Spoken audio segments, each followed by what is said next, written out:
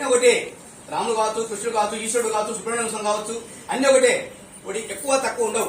ఒక నామాన్ని పట్టుకోవాలి ప్రతి ఒక్కరు కానీ. ఆ నామాన్ని మీ పెద్దలు ఏం చెప్పినది ఫాలో కావడమే. నేను చెప్పింది అవసరం లేదని.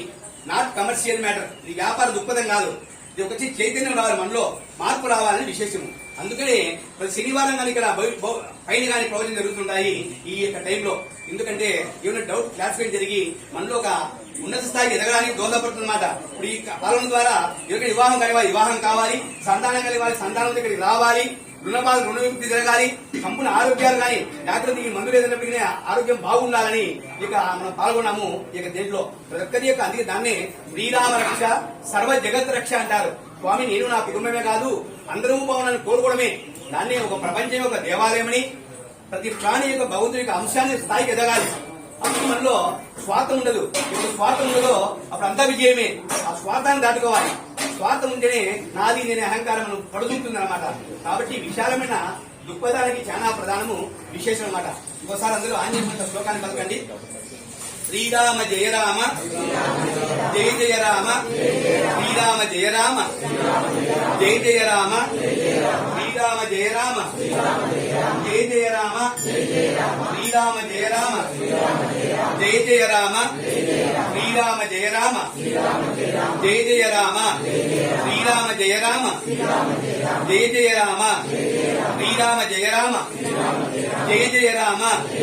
స్వామి ఆంజనేయ ఈ యొక్క అభిషేకంలో పాల్గొన్న నాకే కాకుండా ఇంటి దగ్గర ఉన్న అమ్మా నాన్న, అత్తా మామగారు, అక్క బావగారు, అన్నా వదిన గారు, అన్నదమ్ముళ్ళు, అక్కజెందుళ్ళు, ఇరుగు పొరుగు వారు, స్నేహితులకు, సన్నిహితులకు, మా శత్రువులకు గాని మంచి జరగాలని, శత్రువులలో కాదు మన భావనే అందరూ మంచివారే, మా శత్రువులకు గాని మంచి జరగాలని మనస్ఫూర్తిగా త్రికరణ శుద్ధిగా ఈ యొక్క సన్నిధిలో ఈ యొక్క నామమును పఠిస్తున్నాము.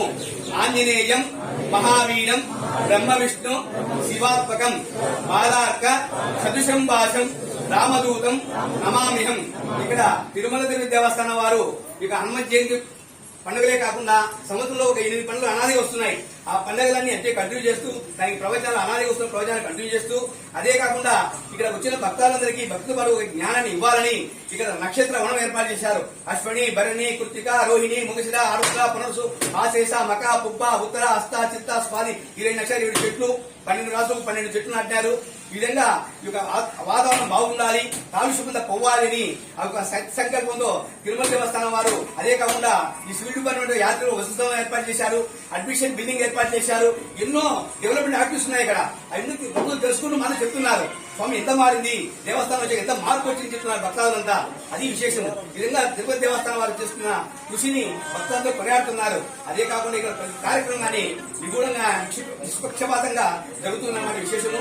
ఈ విధంగా భగవంతుడు మనందరి జీవితాల్లో 3 పూలు 6 కాయలుగా వడ్డీలాలని, సకాలంలో వర్షాలు పడాలని, ప్రపంచం శాంతిమయంగా ఉండాలని కోరుకుంటూ మరొకసారి అందరూ అడగండి. చరితం రఘునాథస్య శతకోటి ప్రవిష్టరం ఏకైకమక్షరం లోకం మహాపాతకనాశనం. శ్రీరామ రామ రామేతి రమే రామ మనోరమే సహస్రనామ తత్తుల్యం రామనామ వరాననే. రాముడి దగ్గర ఒక గొప్ప విషయం ఉంది, అది చెప్తున్నాను. ఏంటంటే రాముల వారు గుర్చి ఒక చిన్న సాయం చేసిన, సూర్య మునబాబు సాయం చేసిన ఆ విషయాన్ని 10 కోట్ల సార్లు చెప్తారు బయట, నాకు అతను సాయం చేశాయని. అదే శత్రువు గురించి ఎక్కడ ఎత్తుకోడు. అంటే మేలు చేసిన పోవడమే రాముడు అనేది, కీర్తి చేసిన గురించి పట్టించుకోడు. ఆ విధంగా మనం ఎదగాలి పైకని. విశేషంగా ఇక రాముడి యొక్క అనుగ్రహము అందరికీ కలగాలి. ఇక రాముల వారి యొక్క తోమల ఇక్కడ మనకు హనుమంతు వారికి